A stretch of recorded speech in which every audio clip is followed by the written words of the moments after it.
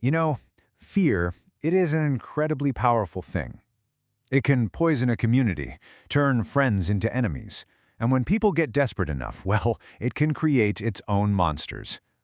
Today, we're going to break down a story where superstition and tragedy collide, forging a terrible curse from the ashes of a healer's shattered life. Now, this line spoken by our central character is, wow, it's everything. It's a promise, it's a warning, and it's a prophecy that just hangs over every single thing that's about to happen. It really makes you wonder, right? What rises from the smoke when justice is just completely denied? So let's set the scene.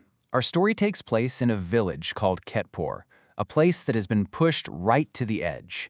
And you have to understand, the village isn't just a location here, it's a character all on its own, paranoid, exhausted, and just desperate to find someone or something to blame for its problems. I mean, just picture this for a second. 3 straight months with not a single drop of rain. The sky is this sickly yellow color choked with dust. The ground itself is literally cracking open. And with every single sunset, the whispers get louder. Is this a curse? Have the gods turned their backs on us?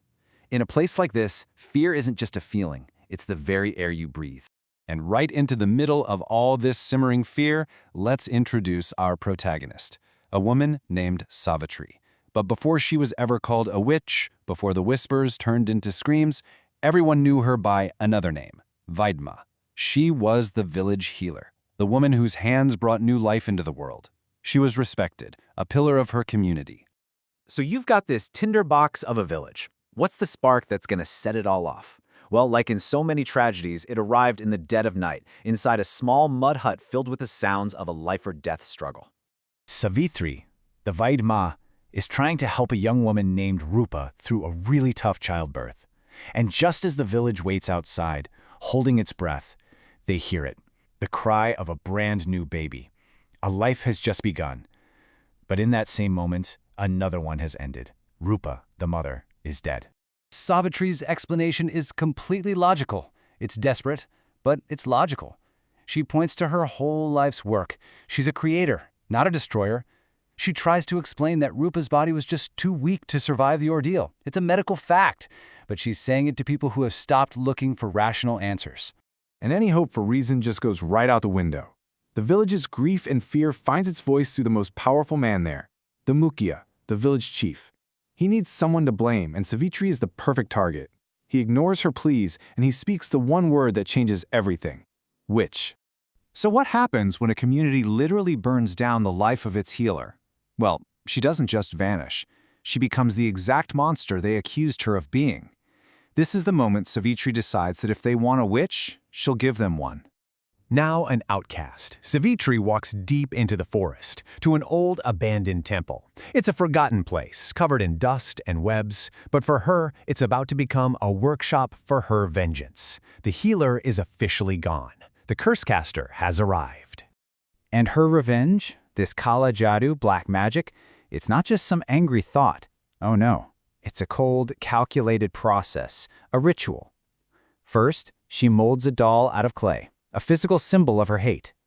Then, she binds it with things stolen from her target, hair, a piece of cloth, to create a direct link. She carves her intention right onto its chest. And finally, she buries it, planting her curse right into the earth. And those are the words she whispers as she pushes the doll into the ground. See, this isn't just some vague, I hope something bad happens. This is a specific, systematic plan to dismantle a man's entire life. She's targeting his health, his wealth, his home, and finally, his very existence. Her revenge is going to be a slow, creeping annihilation. A curse that's whispered in the dark rarely stays there. Now, we're going to see how this act of pure vengeance starts to bubble up from the ground and take root in the real world, starting, of course, at the house of the Mukhya. And look how systematically this plays out, almost like a checklist. First, a horrifying smell of death that they can't get rid of. Then it hits their money, the livestock gets sick and die, the fields wither. And finally the curse turns inward, attacking the family itself. The Mukhya's wife, Lata, gets sick with this mysterious illness, and these strange blue-green marks appear on her skin, almost like she's been branded by the curse itself. And right here, this is where the clock starts ticking. The terrified Mukia calls the village priest, the pundit, who takes one look and knows exactly what it is: black magic. He tells them there's a cursed doll buried under the old Kalika temple, and he gives them a terrifying deadline: find it and destroy it before the next full moon, or it'll be too late. So you can just imagine this frantic, chaotic scene, digging by torchlight under the crumbling temple. And then, there it is. In the dry dirt, they find it. A small clay doll, wrapped in a piece of Loftazone clothing, tied together with strands of her own hair. And carved into its chest are the words, "Your happiness is my thirst." The proof is undeniable. The curse is real. Okay, so they found it. They found the source of the curse. This should be it, right? Problem solved? But in stories like this, finding the monster is one thing. Destroying it is something else entirely. In fact, the very act of trying to stop the curse is what's going to complete it. In his rage and panic, the Mukia grabs the doll and tries to smash it to pieces, but the clay doesn't break. Instead, the black thread wrapped around it snaps. And that wasn't the solution. It was the trigger. See, the thread was holding the curse back, restraining it. By breaking it, they didn't end the curse, they unleashed its full, raw power. The result of that single snap is immediate, and it is brutal.